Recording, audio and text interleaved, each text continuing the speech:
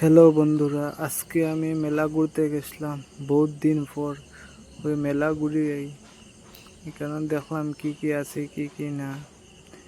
বহুত সুন্দর লাগলো মেলা ঘুরিয়া। তোমরা যেতে পারো, বহুত সুন্দর মেলা। তোমার দেখাই নি মানে এখানে বড় আছে কি আছে সাথে দুইটা আছে বড়